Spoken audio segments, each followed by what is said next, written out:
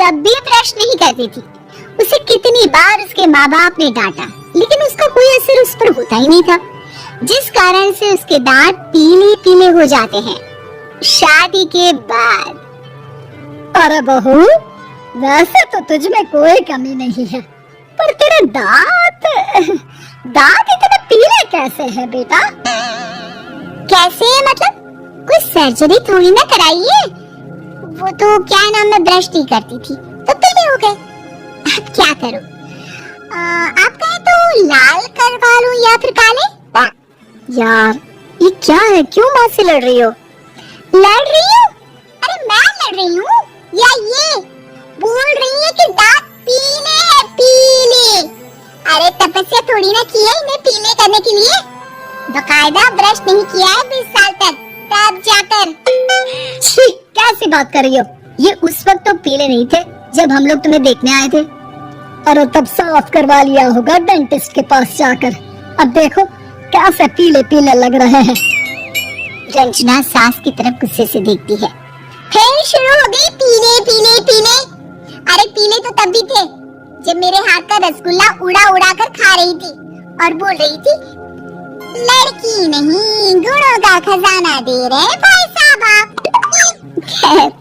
अब वो लोग करते भी तो क्या करते, पीले दांत वाली बहू पल्ले पड़ी थी तो झेलना तो था ही। एक दिन कीर्तन में रंजना गाना गा रही थी। अरे कमला बहन, माँ का द्वार आया तो सब शुद्ध कराता है, भी नहीं कराती तुम। दूर से पीले पीले दांत भक्ति में बाधा उत्पन्न कर रहा है। और कोई 2 साल के बच्चे थोड़ी ना लेकर आई हूँ मैं बहू बनाकर। अच्छी खासी लड़की है। अरे कैसे करवाऊं ब्रश? ये तो उसे खुद करना चाहिए ना। अब माँ बाप तो इसके जैसे तैसे निपटा दिए, ये नहीं सोचा कि सास कैसे संभालेगी। सास बहू को लेकर घर आ जाती है, लेकिन सोच लेती है कि अब इसे लेकर कहीं नहीं जाएगी। अगले रोज बहू कहती है, अरे क्या हो गया, मंदिर नहीं जाना क्या? कीर्तन का वक्त हो रहा है। मेरी मधुर वाणी से कान्हा जी जागते हैं और सोते हैं। आप तो जानती है ना उनकी भक्ति में कितना मन लगता है मेरा। वो क्या है ना, तबीयत ठीक नहीं लग रही है मेरी, आराम करूंगी मैं। तबीयत ठीक नहीं लग रही? अभी तो मिथुन के गाने पर नाच रही थी आप, और अब बोल रही है कि तबीयत ठीक नहीं लग रही। अरे भक्ति में मन लगा लो सासू माँ, ऊपर जाना है, क्या मुंह दिखाओगी आप? हाँ? सास को बहू की बात पर गुस्सा आ जाता है। मैं क्या मुंह दिखाऊंगी, इसकी चिंता तो ना कर, समझी? अपने मुंह की चिंता कर, जो ये पीले पीले दांत लेकर हर जगह पहुंच जाती है। पता है लोग कितना मजाक बनाते हैं। ना जी ना, मैं नहीं जाना कहीं तेरे साथ। तो ये बात है। कोई ना, मत जाओ, मैं अपने कमरे में ही बैठकर भक्ति कर लूंगी। ऊपर वाला दांत थोड़ी ना देखता है, मन देखता है, भावना देखता है। और अरे बस बस, तू सब कुछ दिखा, बस ये सफेद चमकदार दांत ना दिखाना किसी को, है? जा यहाँ से। बहू को सास की बात का कोई फर्क नहीं पड़ता, वो तो जैसी थी वैसी ही रह जाती है।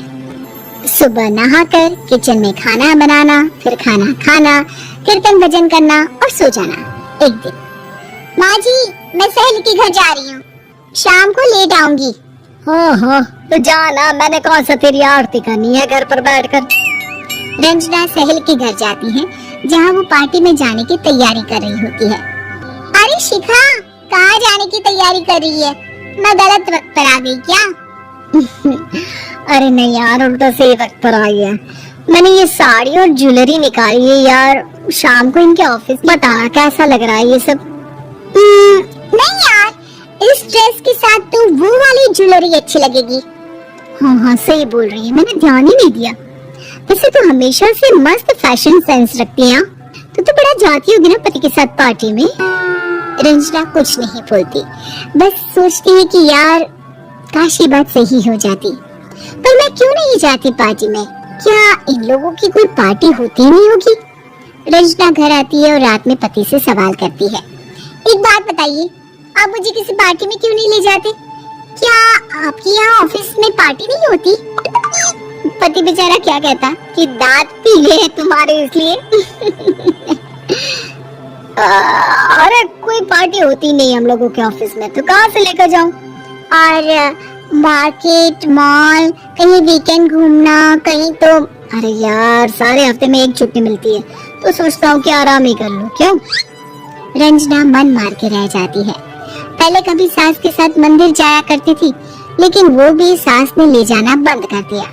घर बैठी बैठी रंजना बोर हो जाती है। तभी उसे आइडिया आता है और वो मायके जाने का सोचती है। सासू माँ, 2 दिनों के लिए मम्मी के घर जा रही हूँ। अच्छा अच्छा ठीक है, आराम से जा। और हाँ, माँ से कुछ अच्छी आदत सीख कर आना कि कैसे शरीर के हर भाग की तरह दांतों की सफाई भी जरूरी होती है, समझी? शुरू हो गई ना आप? वो लोग आपकी तरह नहीं लंगड़ बना दे। उन लोगों के लिए मैं मायने रखती हूँ, ना कि मेरे पीले पीले दांत। रंजना माँ को बिना बताए उन लोगों को सरप्राइज देती है, लेकिन जैसे ही वो दरवाजे पर पहुँचती है, अंदर देखती है कि घर वाले कहीं जा रहे होते हैं। अब माँ, काश रंजना दीदी के दांतों वाली प्रॉब्लम नहीं होती तो वो भी हम लोगों के साथ चलती ना बुआ जी की बेटी की शादी में। हाँ बेटा, लेकिन अब उसे कौन समझाए कि उसको उसके पीले दांत नहीं दिखते, लेकिन उसके आसपास के लोगों को कितना एम्बैरेसिंग फील कराते हैं। मुझे तो कितनी बार उसके स्कूल की टीचर ने शिकायत की कि उसके साथ कोई लड़की बैठना भी नहीं चाहती, और ना ही कॉलेज में कोई उससे बात करना चाहता था।